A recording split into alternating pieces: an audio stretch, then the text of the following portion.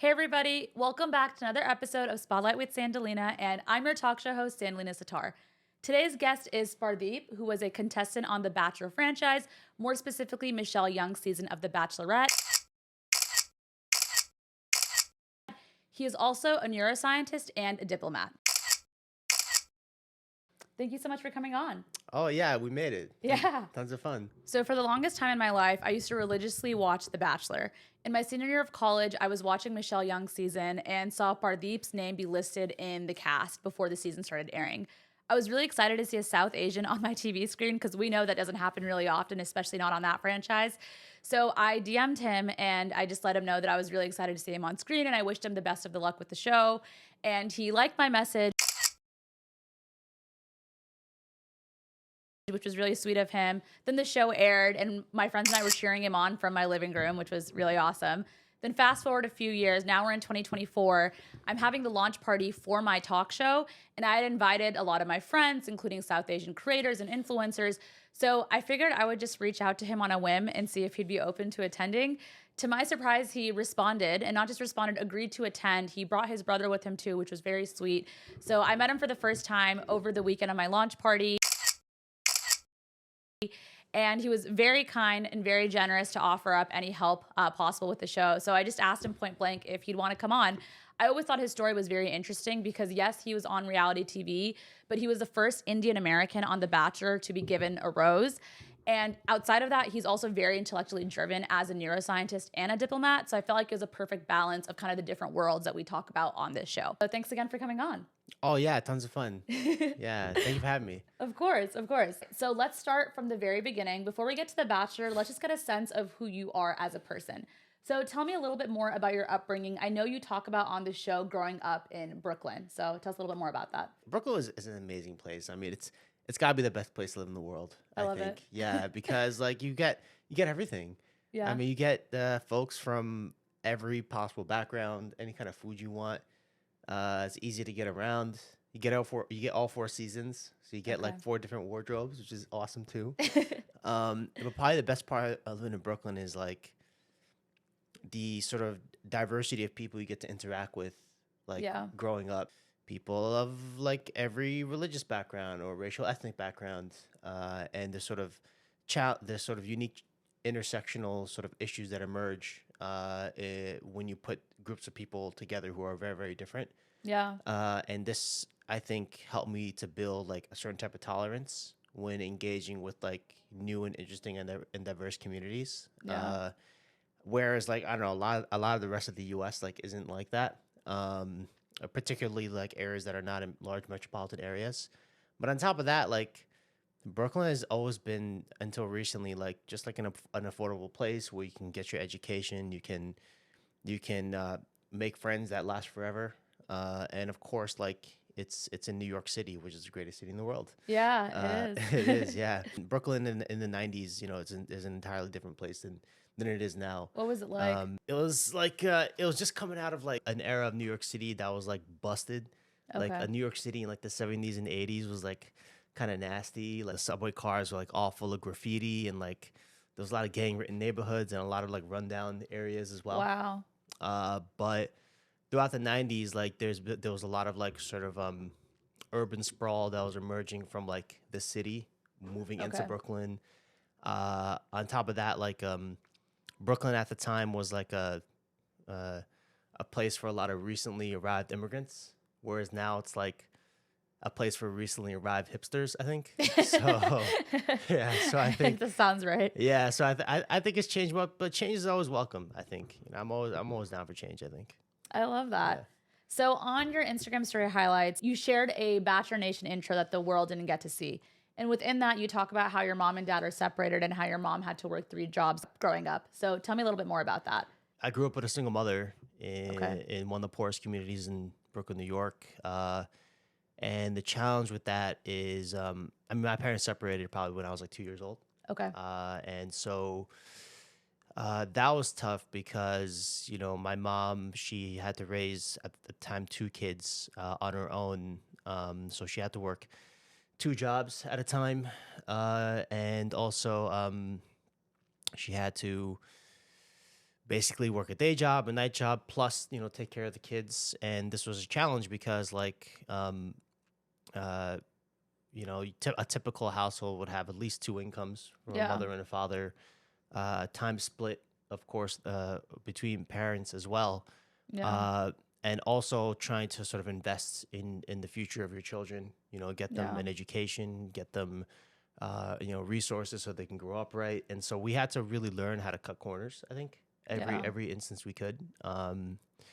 Whether it's like not taking the bus to school because we don't have $1.50 to take the bus, or Wow. get shopping at the Salvation Army for like a coat for the winter instead of buying one. Or like me as the younger brother, oftentimes like I didn't even have my own clothes. I had to wear my brother's old stuff Yeah. usually. On top of that, like clothes that just was kind of busted, like didn't even look right. Sure. But and all of the sort of challenges associated with socioeconomic inequality, Yeah. poor quality food, transportation, clothing, education, all of that.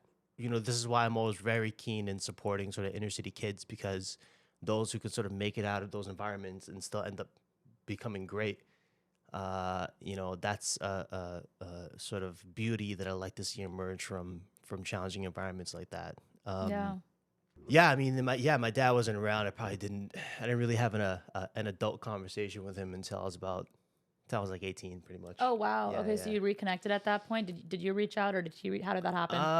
My mom has always been the type where she's like, reach out to your father, talk to your father. Yeah. You should try to connect with him. I never really knew what that meant. Yeah. Because he didn't really pay child support or anything. So he was just, and what's funny is that like he was living in Queens, so it wasn't even that far. Oh, But he ended wow. up having like a whole other family who, even to this day, I still haven't met. But even so, like my mom was always very keen to make sure we connected with him. Yeah. But it didn't really go anywhere. I just didn't really develop into anything. Okay. Your mom sounds like an incredible woman, by the Yeah, she's way. amazing. Yeah, She she is. sounded the fact that she worked so hard to put you and your brother through just education and life, and the fact that she was selfless enough to encourage you to connect with your father, even though it would be very understandable if she had developed a sort of hostile relationship, which is what a lot of parents do when they separate from each other. So I think that's a beautiful example of what it means to be a selfless mother.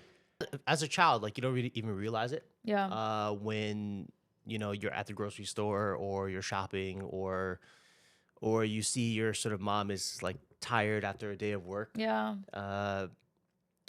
or you see that she's sort of frustrated with the environment that we're in. As an adult, looking back at that, it hits you different. And Yeah. you realize, like, wait a second, she was tired because she was working two jobs, or like we were shopping at this store because like the clothes are free, or we had to get the ShopRite brand of cereal because it was $1 Yeah. less than like the Cheerios or whatever.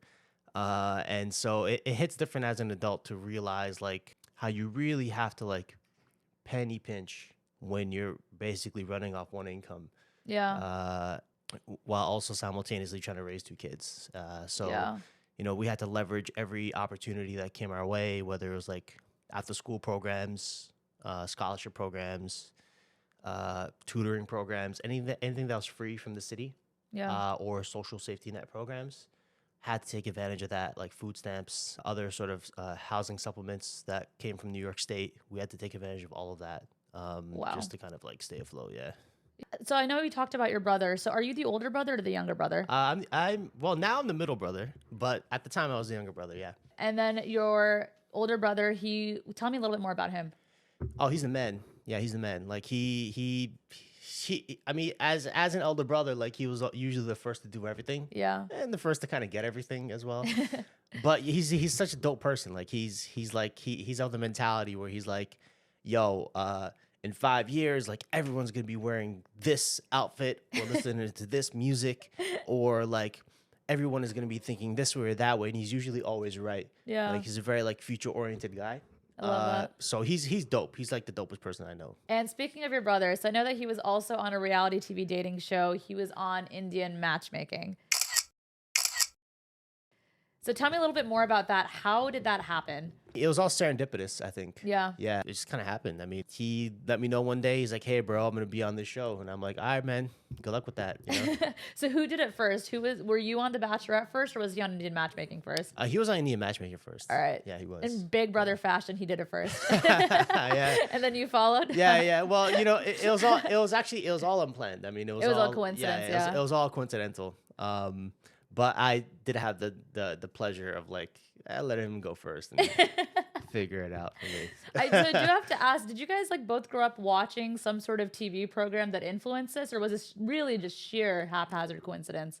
Oh, like did we grow up watching reality TV? Yeah, did you grow up watching reality TV or something that caused you both to want to really. go on? No, not really. I mean, I think it's like we grew up watching TV, and like there are certain shows that we definitely watched, like Dragon Ball Z and like Toonami and I love that. and all that, and like Yu Yu Hakusho and the rest of them. But not reality TV. Now we weren't really into that. I mean, there was nobody we could really relate to. I was just gonna say there must be sort of a disconnect because the people that you see on reality TV seem to be living like a very different lifestyle that's maybe out of touch sometimes. And then growing up in Brooklyn in the socioeconomic conditions that you did, it must not feel very relatable. I mean, it definitely wasn't, but it was, it was primetime TV. Yeah. And there was nothing else to do. I mean, we did have our gaming consoles, which was always a pleasure. Okay. But not really. Like we didn't really watch any reality TV because like maybe The Amazing Race. The Amazing Race was fun. Okay. Or maybe like I don't know if you count Who Wants to Be a Millionaire as reality TV. That's something. Yeah. So we used to watch that stuff. Okay. But not The Bachelor. No, definitely not. That's really funny.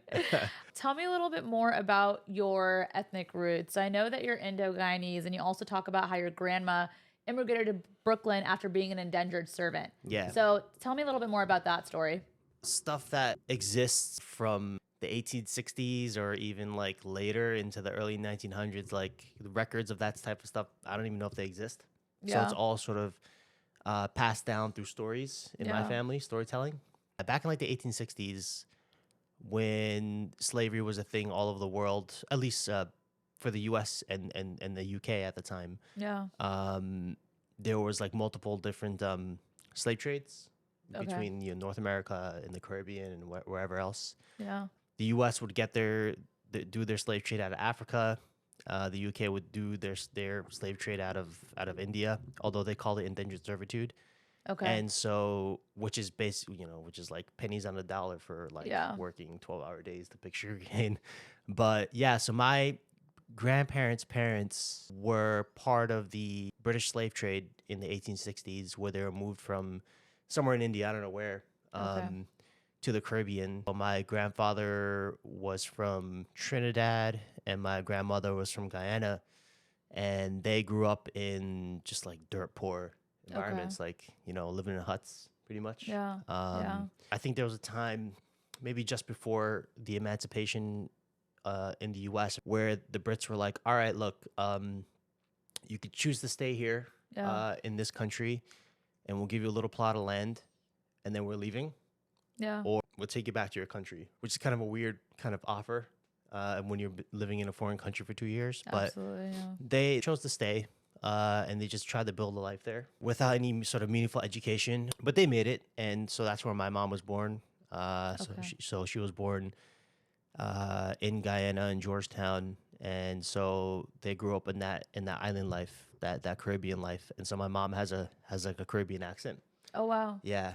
And we grew up listening to soca and dance hall music, and especially in a place like Brooklyn, like there was an influx of people from the Caribbean around the 1970s. Okay. Where my grandparents came through. By Caribbean, I mean the whole diaspora. So like Haitians, Jamaicans, Trinidadians, Guyanese, Dominicans, and the rest of them. So if you ever go to Brooklyn, like you'll see there's a whole diaspora of like Afro-Caribbean, Indo-Caribbean people. Okay. So in the 1970s, that's when sort of my grandfather went out to move to Brooklyn. And like it was different at that time. Like there's no internet, Yeah. And so it's like you just kind of go there and like one person who just kind of helps you out, gives you a place to stay. So my grandpa knew a guy, gave him a place to stay. He's kind of stayed there for 2 years or 3 years or whatever, and slowly brought my mom over, brought my aunties and uncles over, and then they never left. Wow. Wow. And then where specifically in Brooklyn is this? I mean, multiple neighborhoods, but this was in the Midwood area Okay. of Brooklyn. Yeah. I know in your Instagram bio, you talk about growing up poor and feeling rich. So tell me a little bit more about the latter half of that statement. Feeling rich, it's like, yo, it's crazy how like as an adult, like I've made it so much further than a lot of my peers who like were good growing Yeah. up. Like they were like fairly wealthy. Their parents had college educations. They grew up in like safe neighborhoods, Yeah. with like great schools. And I'm like, son, like I'm more successful than you. So Yeah. something must have gone right. There must have been some other kind of wealth that I Yeah. had that wasn't monetary. You know, having a great group of like actual friends, like homies that I'm still friends with now. Having a dedicated and caring family as Yeah. well. And not gonna lie, like even though New York City public school sucks, there were bright spots in there that, you know, make it worthwhile. Yeah. Like proper guidance counselors and like career coaches, you know, free SAT training programs. Oh, wow. And really well-meaning and caring like teachers as well. Yeah. When you're growing up in certain tough environments, it kind of makes you a little more street smart in a way Yeah. on how to deal with people. Absolutely. You got to Yeah. see the real world at a very young age. Yeah, you know how to deal with people, and like that extended into adulthood. You know Yeah. how to identify fake people, how to identify folks who are trying to rob you or Yeah. like trying to cheat you. Like you've been through all that already, like growing up in like that type of environment. So in that way, like I felt kind of rich Yeah. because it's like when you make it into adulthood and you realize like some of these folks who are your age who had every opportunity to succeed kind of suck as adults. You know, I take a lot of pride in that. Do you get frustrated seeing people that have access to an abundance of privilege and resources wasting it away? Yeah, definitely. Yeah. Definitely. Yeah. I think that's one of the saddest things in the world, actually. Yeah. Yeah. I mean, there's so many people that are dying to be in the positions that a lot of Americans are, and to see a lot of that potential go to waste, I find it frustrating too. I grew up like in sort of a different environment in Cupertino, California, but you know, there's always somebody that has like more. So for me, it's like whenever I see somebody that kind of has like that double legacy kind of Ivy League like privilege of like generational wealth, and seeing a lot of those kids not having any aspirations when they grow up, that feels like a slap in the face, honestly. I think it's sad sometimes, just like how, you know, you can have like all the right ingredients to really Yeah. make something special and then you just kind of waste it away. Yeah. And this is why it's like really important to like nurture communities that like don't have that stuff. Yeah. When you started from the bottom, the only direction to go is up. And so Yeah. like, and when you look at the sort of statistics, like actual like sort of middle tier universities, institutions like are bigger engines of socioeconomic mobility I believe that. Yeah, than some of the leading universities like in the US. Yeah. And a lot of the leading and elite institutions also like have a long history of like legacy admissions and like familial dynasties that sort of feed Yeah. into these things that only sort of promote the sort of intergenerational wealth. Yeah. So I think that, yeah, I mean, I think it's annoying, but at the same time, it's like, whatever, man. Like, I made it and you squandered it, son. That's your fault. Yeah, no, I absolutely agree. And I love what you said about how wealth doesn't necessarily have to be monetary. It's about community, it's about love, it's about family. And I think the biggest thing in that, it's about purpose. It feels like the work that you do, you're so passionate about it. And I think that, correct me if I'm wrong, but it feels like that's what keeps you going and that's what makes you so successful. So I think it's really admirable to see that kind of grit and resilience and drive within somebody. Yeah. I mean, like, I think it's one of those things that's really hard to pull out and understand in like job interviews or Yeah. like college applications, or like even when you just meet someone for the first time, you can never tell like what they've been through Yeah. and like how they got to where they are. And by extension, like you should never really judge them either unless you spend Of a day course. you spend a day in their shoes and understand where they come from. Yeah. And so for that reason, like, you know, having a certain level of like tolerance for like different upbringings and different backgrounds that Yeah. sort of brought people together, I think is really important. Absolutely. So, you know, I never judge a book by its cover. But then when you realize like, yeah, you know, something must have gone right when it had all the ingredients to end up in the wrong place, there has to be some other factor there that's just not being sort of nurtured, Yeah. in people's backgrounds. So that's something I think, we should be investing in as a community. Yeah, I absolutely agree. On that note, tell me a little bit more about your educational journey and passion. So I know that you're a neuroscientist and a diplomat. So walk me through kind of what led you down those paths specifically and how you got here. These days, I would qualify myself more as a former neuroscientist. Okay. Just because, like, I don't do, like, lab science anymore. Sure. Like, wearing a lab coat and actually doing the pipetting and all that, like, not anymore. I have been in the lab for, like, 3 years at this point. Okay. Within the same, like, 4-week time period between, like, the Bachelor and, like, leaving science, like, all that kind of happened at the same time. Oh, wow. Yeah, so basically, like, in 2016, like when Trump was elected, that's when I was like, okay, we have to care a little more about science and care a little bit more about like how science is characterized, Yeah. in the media and with our leaders. So at the time, I did a lot of like pro bono work, sort of distilling science into like policy formats for like lawmakers and representatives and Wow. and the community at large, just so Yeah. we can find a way for our findings, which we spend tens of millions of dollars on, to make it to for the community to understand what we're doing. Yeah. Especially during the pandemic, where like people didn't even know what a vaccine was, Yeah. or like how masks work. And I'm like, yo, we're really failing at this right now. Yeah. Like, this is kind of busted. Like, people, we've been using vaccines for I don't know how long, to 200-300 years or something, and it's like people don't even understand That's mind-boggling. how it works. And so, Yeah.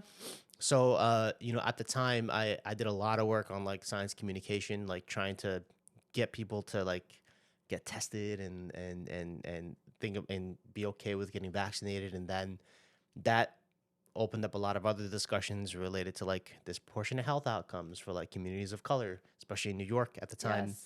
Yes. People not wanting to get tested because like they can't understand the disclosure forms because they're only in English. Yeah. Or people who are undocumented who don't want to get tested, the elderly who are more prone to, and all these other intersectional things. And so me and a couple of colleagues, we opened a COVID pop-up testing lab in 2020 and did free testing. We got enough free tests to test 25,000 people Wow. in Brooklyn for free. Wow. And that took a lot of work. That was tough. But that showed me that like actually there's a lot of challenges with like trying to do science quickly Yeah. in health emergencies. And then that sort of got me recruited into the New York State legislature. Where Okay. where I was there for like I don't know, like a year or something. And that's when I left the lab and Okay. went into policy. And now being a diplomat, this is now more focused on like the international development and how the U.S. And how the science at the sort of national level Okay. interfaces with sort of allied nations on ensuring that we are sharing best practices and Yeah, that we yeah. are sort of using the same language to describe the work we're doing, Yeah. and then we're working together as well Yeah. to prevent the next pandemic, or to stay on top of AI, or to like make sure we're getting enough semiconductors, or that we are sort of have the raw materials to do all that stuff, Okay. and so that we're a little more resilient globally Yeah. Yeah. for future sort of geopolitical issues. Your time as a neuroscientist, I know you've previously spoken about battling conditions like Alzheimer's and Parkinson's. So how was that sort of experience, I think? And what are some of the biggest roadblocks that you see in the medical industry today? I mean, I don't know. Like, I feel like you'll get a different answer to that depending on like who you're talking to along the Yeah. scientific continuum. Yeah. But I roadblocks within the healthcare industry. If you had to pick like two big ones, I know there's probably a million, but we're just kind of wasting money on stuff. I think yeah, there's all kinds of weird scientific papers that come out that have like no business being out. sure. Like I saw a research paper. I think it must have came out of Harvard or something. I don't know, and it was so dumb. Like it was like mama's kisses do not accelerate the rate of healing for children under 2 years old, and that was like the title of the paper. Yeah, and it's Wait. like, yeah, they did some kind of study where like they compared, I don't know, some kids had some wounds or something, and they had their one of the like half the kids get their boo boos kissed by their mom, and the other half not, and like they measured the rate of healing. And there's I'm like money that goes into and there was it. money went and into that. I'm like, what resources. is? I'm That's like, what such is a- this? You know, what do we that's a- spend? I mean, it was fun to read, but like, what are we doing? Because that study probably cost like $100,000. You know, Yeah, so, it could have gone towards something much more yeah, like something more impactful. useful. Yeah. So Yeah. like, there's all kinds of weird like ways to waste money in the sciences. Yeah. But you know, but I also think that I think some of the challenges we're facing today is like, how do we make sure that we're like leveraging emerging technology into like health sciences in a way Yeah. that's sort of fair and equitable, especially in like healthcare. I mean, if you go to Dali right now, the sort of AI image generator, Okay. and you type in like, show me a university professor like teaching math or whatever, you're gonna get like a white dude in like a lab coat, and it's like, why does AI think that? Yeah. There's What been do a we- lot of controversy around Yeah, the images like, generated. Yeah, and it's like, how we already there? Like, Yeah. how's like AI is literally just born. Like, Yeah. like how's it already having these adult biases? So Yeah. I think that's kind of whack. It says a lot about humanity that AI has already so quickly picked up on the internal prejudices that people have. Yeah, I think that's so dumb. And it's like, and we've been doing that for a long time. Like, even when Siri first came out, it had a difficult time like recognizing female voices over male voices, for Oh, wow, example. okay. Probably because like all the engineers were dudes. Yeah. And so yeah, and it's like, yo, this is so whack, son. Like, we can easily fix that if we just kind of care more, Yeah. like, from the beginning, Yeah. instead of waiting for a problem to solve. That's just a couple things. I mean, I'm sure there's a million and one issues, like, Oh, yeah. in the healthcare industry. Yeah, It seems like there's just a lot of red tape by design in that industry. Unfortunately, it's really gut wrenching. yeah. I mean, like, you know, I think it doesn't help that we have a busted healthcare system in America. Yeah. You know, like whereas like other places have single payer healthcare. You know, we as a country kind of delegate the health care system to, you know, insurance companies to do it for us. Yeah. And you know, that I think makes it difficult for people to get care. Like, I've been turned down for like getting care, like as a kid. Like, I couldn't go to the doctor sometimes. Yeah, it was so whack. Wow. And so I think That's like, awful. yeah, it's horrible. So yeah, I mean, I think it's a million and one problems, but you know what? I ain't gonna be the one to solve it. Yeah. Yeah. But good on you for doing your part. And I think it's incredible that, you know, going back to the COVID example, you see a problem and your instinct is to rally people and solve it, instead of what 99% of other people do is just, oh, somebody else is going to fix it. You are that somebody else that jumps in and Yeah, does it. what are you that- gonna do about it? Like, Yeah, you gotta do exactly. something. What are you gonna do? Sit there? That's very admirable. Yeah, no, you gotta take action. Absolutely. Can't just like sit there like a bum. Like, do something. I think like we need more action oriented people like that, like, Yeah. in the world. I love it. Yeah. I think that's a really good point to transition. That's a really good key takeaway from this segment. So I want to talk a little bit more about The Bachelor. But before we do that, I want to try something new with you. We're going to do a lightning round this episode. How does that sound? Ooh. All right. Yeah. Yeah. So we're going to put you in the hot seat and we're just going to get your initial reaction to a few things. So, Okay. so I'm just going to ask you a few questions, and whatever comes to your mind, whatever answer it is, just go, rapid Ooh, fire. I'm gonna get in trouble here. All right. Okay.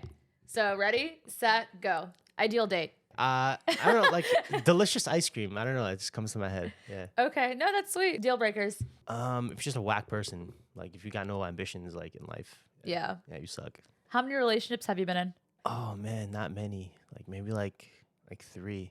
Okay. Yeah. That's like, what are we averaging? One every decade? Yeah, I would say so. Yeah. Okay. Not that I'm with someone a decade at a time, but yeah. And then how many times have you been in love? Oh man, you know, I would say like once. Wow. Yeah. So you've been in 3 relationships, but been in love in one of those 3? Presumably. I hope it's one Yeah. of those 3. Yeah, Okay. yeah, like realizing like it wasn't just like warm feelings, like it was like marriage material. Like that was. How old were you? when you had that love? Was recent. It was recent? Very recent, yeah. Oh my God. Yeah, Is it still happening? Why didn't it work out? One How sentence. much time do we have? One sentence. We got one sentence here. It wasn't our fault. Let's put it that way. Okay. Like, if we had it our way, we'd be together. But Is the door open for the future? with that person, Yeah. I think it's not a good idea because we know how it's gonna end. Yeah. Oh, it's like star-crossed lovers.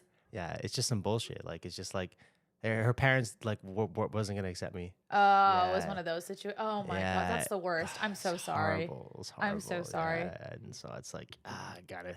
Is there anything you want to improve in yourself from what you've learned through past relationships? I have a tendency to, like, when I'm with somebody, just to go head over heels like a little too quickly. Oh my God, I'm with this person. I can imagine a whole life with this person, and I want to be with this person forever. And Yeah. I don't even think about what it takes to get there. I just kind of go straight there. And I think that's a problem I have. Back in the day, they used to call me sweet boy. Like, I used to just get right to the point and like really, really go all in on somebody without even thinking about, like, wait a second, like, is this person even right for me? So like that's a me problem. What's the first thing you notice about someone when you meet them? How well they take care of themselves. You know, how your nails looking, how's your skin looking, how's your hair, like, how's your teeth, like, because if you take care of all those little things, like, that means like you probably take care of the bigger things too. So I'm looking at like how well, you know, you mac out, like how well you dress, like, you know, what brands you're wearing. Like I pay attention to like how you're put together. Yeah. Because like, you know, if you're dirty, like, and you obviously don't take care of yourself, like, how much effort do you put into like how you present yourself? Do you have any regrets? Relationships wise, I have a lot of regrets. Yeah. What's your biggest one? Sorry I did that to you. Period. Oh, I felt that one. Sorry Oh I did my that to you. Yeah. Oh man. I'm sorry that happened. Is there one that got away? I feel like we kind of touched on this. I wouldn't say she got away. Like, I had her. And Okay. we were together, Okay. but we can't be together. Have you ever been cheated on? Not that I know of. Have you ever cheated? Nah. Good. Thank God. When you said I'm sorry, I was like, oh no, what happened? No, it wasn't none of that. It wasn't none of that. thank Like, God. I have a tendency to like be a little greedy with my time, I think. When I'm in me time, I just want to play some video games right now. I'm on this and I'm gaming right now. Like, I have a tendency to be a little selfish with my time. Okay. Yeah, but like that's not all the time. Sure. You know, it's just like sometimes. Who are your closest friends in Bachelor Nation? People that like whenever I'm in their town, Yeah, like you hit them up. I hit them up. Yeah. So whenever I'm in New York, like, you know, I'm hitting up Olu. I'm hitting up Romeo. I'm hitting up Riley as well. I remember them. Yeah. Yeah, from the yeah, show. yeah. And maybe when I'm in LA, like, I'm hitting up Nate. I'm hitting up Rodney. Okay. and Everyone then- loved Rodney on BIP. Oh yeah, Rodney's the man. Yeah, yeah, I love that guy. Yeah, yeah. No shade for him ever. If I'm in Florida, like, I'm hitting up Will. He's the man. Okay. When I'm in Texas, I'm hitting up Daniel. Freaking love that guy. PJ is amazing. Okay. Do you have beef with anybody in Bachelor Nation behind closed doors? Yeah, there's definitely people I don't like.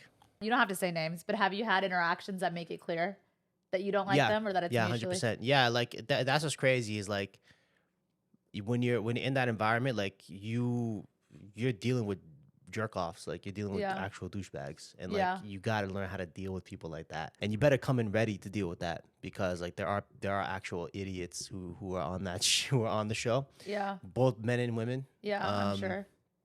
And so, like, yeah, there are some people I just don't like, and like I don't want to know them. Yeah. Any crushes in Bachelor Nation? I mean, yeah, there's some cuties that I want to say hello to sometime if I ever see them. Give us some names.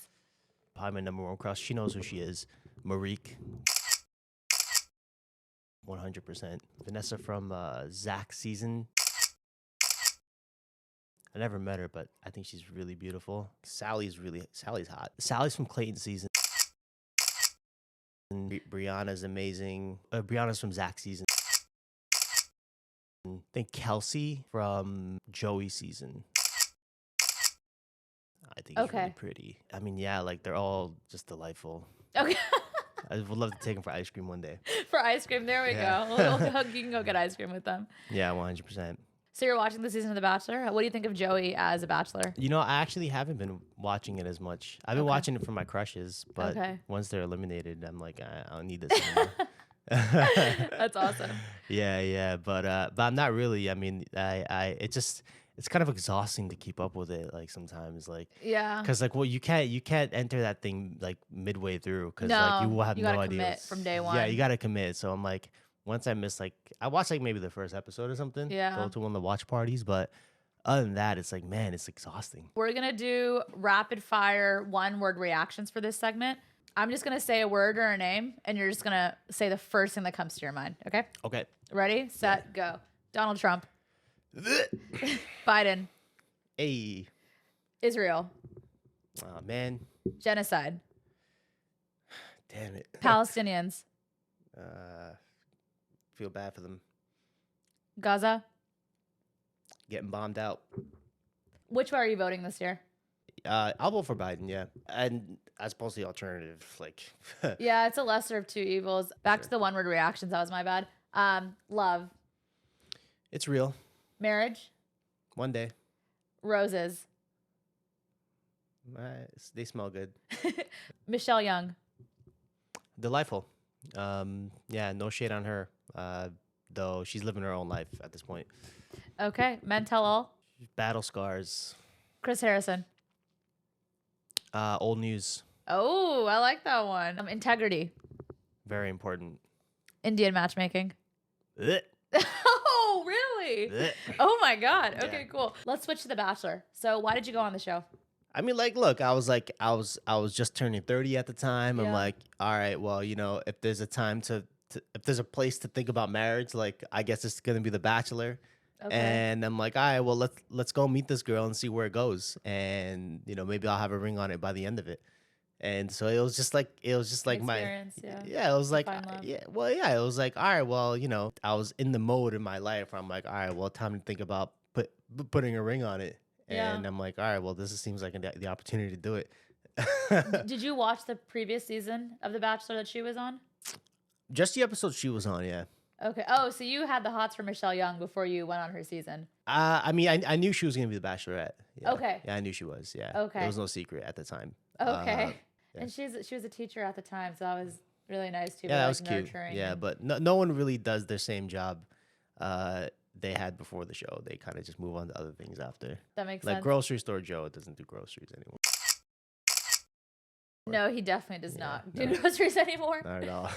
Speaking of grocery store Joe, you guys are some of the fan favorites that didn't make it very far on the show. I know Joe ended up going on Bachelor in Paradise. Did you have the opportunity to go on VIP? Yes. But you said no. I mean, look, like it's one of those situations where like they have you ready and like you got to be packed to go. Yeah. But you know the people I wanted weren't there at the time. Okay. And so I decided not to go because my sort of crushes weren't even going to be there. So I would have just gotten there and wasted time, or like Okay. been cannon fodder or something. Yeah. Okay. So Okay. I was like, nah. Was there anything that surprised you when you met Michelle coming out of the limo? Yeah, coming out the limo. What was that like? Oh, I mean, she's tall, but she's also like super like kind of giggly. Okay. I felt it was very easy to get her to kind of like be a little silly Yeah. in like immediately at the limo, I guess. And she's tall, but you must have been taller. How tall are you again for the audience? I'm 6'5". That's crazy. The guys in my season were absolute giants. Like, Okay. let me just 'Cause make she's sure. tall too, right? She's tall, but they like must have cast taller. I was one of the shorter guys in my season. That's crazy. Even though I'm a giant, like That's crazy. everyone on my cast is a monster. They're absolute giants. That's crazy. So like me walking in, I'm like, oh yeah, at least I'm tall, and like I could stand out. And then Yeah. you walk in, and all the dudes stand up, and they're all eye level, and I'm like, oh shit, they're all absolute giants.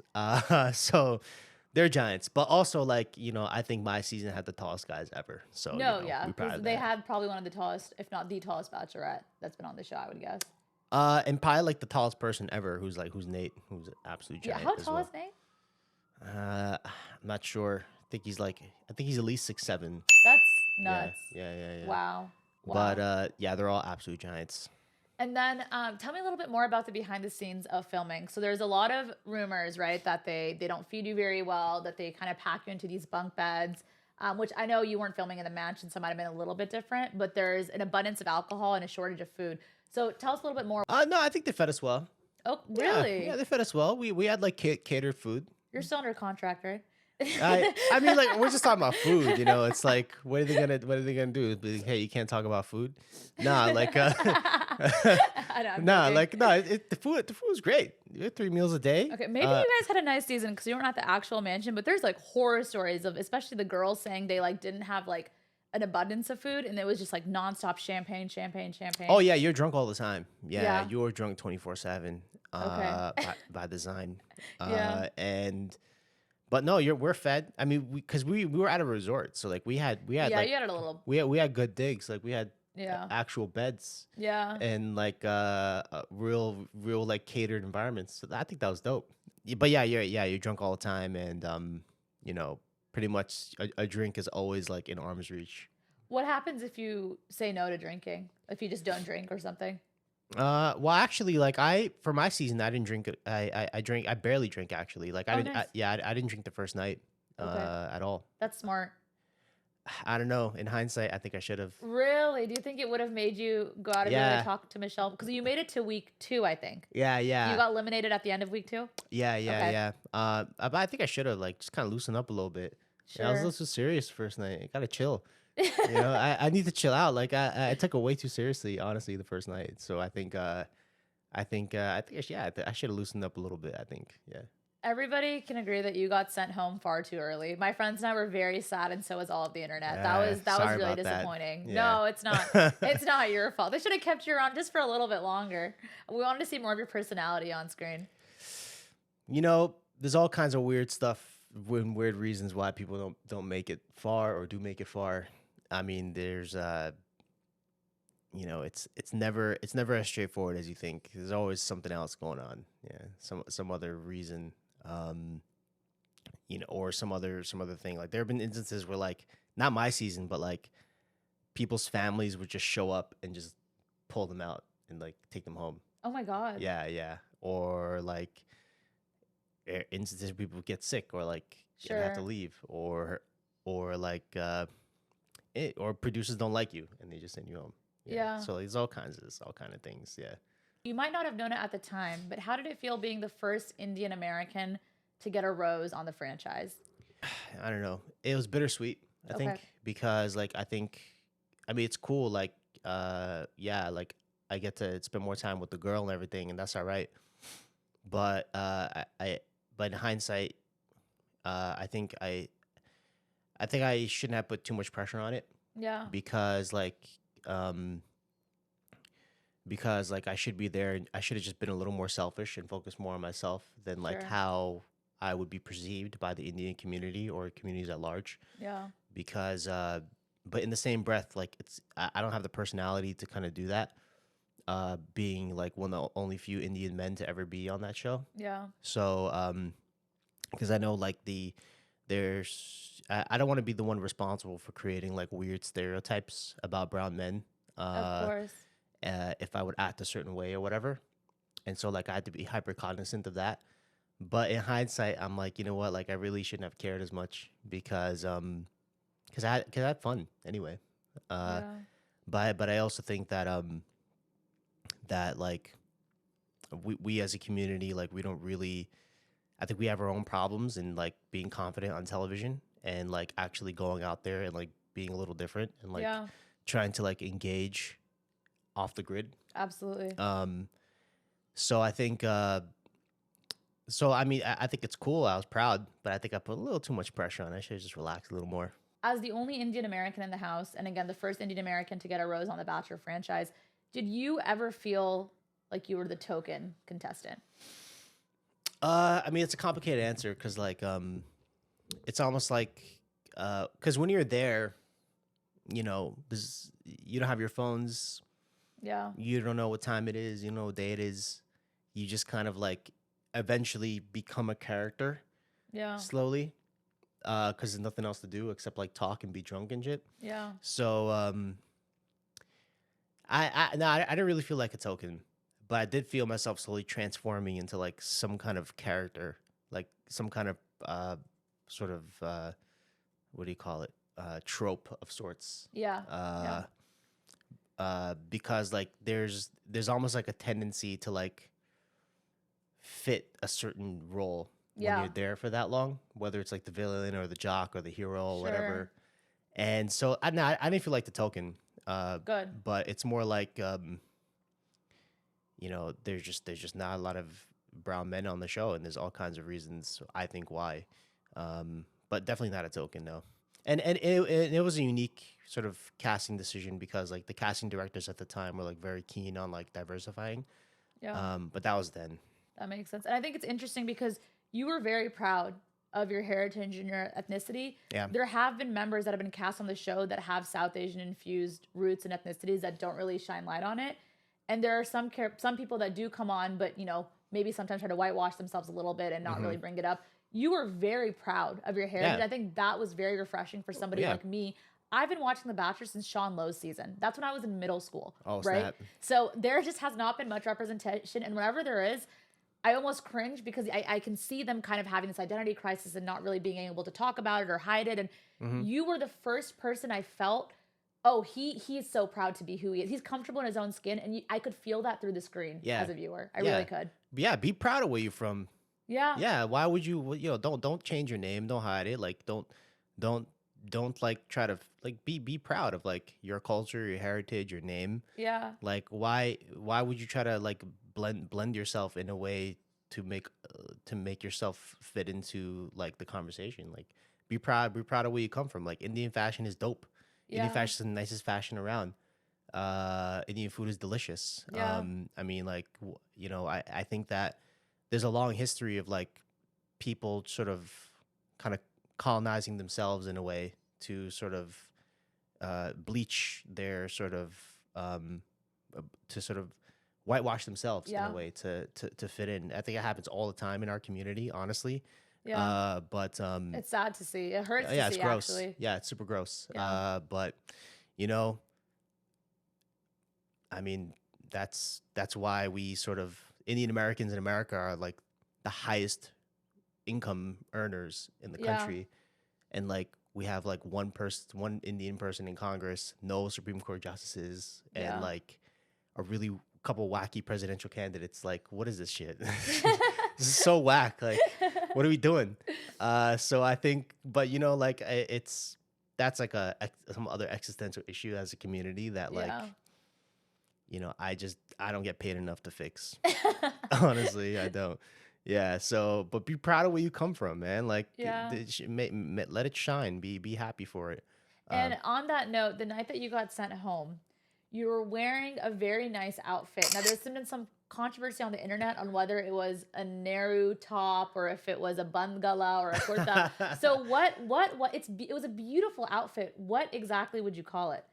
Set the record straight. I thought it was called a Nehru suit. A Nehru suit? Yeah, okay, then right? I just read it's just crazy. Am I wrong? No, I looked up all those. I know what a kurta is, but I don't know what a Nehru suit was or a bandgala. So I looked them up and I was like, I don't know which one. Okay, so it's a Nehru suit. Yeah. Okay. Yeah, I think so, right? Yeah. We can Google it later, but I think I got it right. Yeah. Yeah. No, it looked phenomenal. Yeah. I loved it. I remember seeing it on my screen. I was so happy. I was like, oh my God, he's wearing this. I just wish he wasn't getting sent home right now. Oh yeah. No, I wore it, and I don't know. It's like there was another lady on Golden Batch who I think she was Sri Lankan, and she wore like a. Oh, she did. Yeah, she wore like Okay. I think she wore like a some kind of shalwar or something like that. Yeah. She made it pretty far, but even she's flexing her fashion. That's beautiful. Nothing wrong with that. That's beautiful.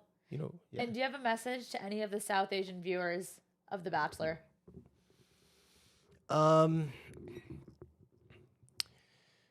If you are about to get cast for the show and your aunties and uncles are telling you don't go, tell them to fuck off and just go. I love that. Yeah. I love that. And then as we wrap up, I just want to talk about very quickly about social media, because now you're in the world of influencers and people that have come off of the show and are riding the high of their fame.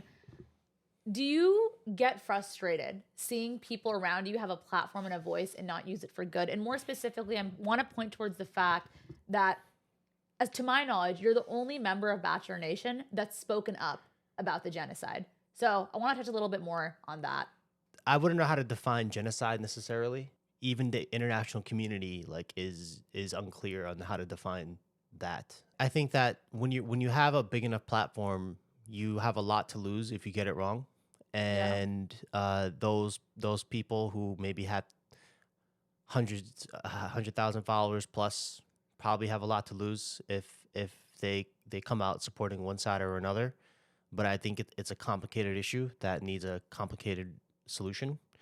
And I also think that when you have that kind of following, you're going to be making decisions that further your own interests, whether it's like getting paid to sell some carpets or flying to Israel and doing interviews with Israeli generals, as one sort of cast member has been doing. And you're going to be acting in a way that sort of furthers your worldview. So I think that as it relates to me, I mean, I think it's a very challenging environment that's that currently exists between the conflict in the Middle East.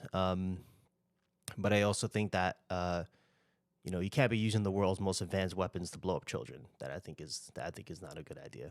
Yeah. That I think is very bad.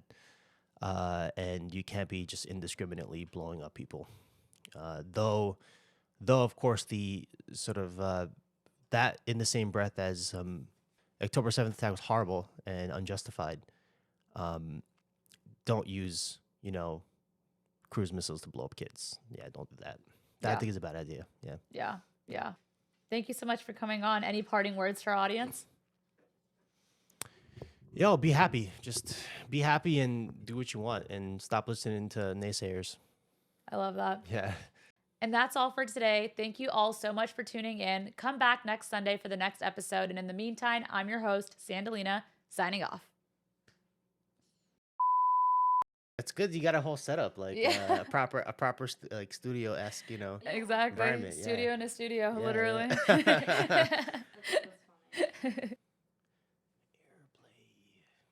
I'm allowed to curse on here?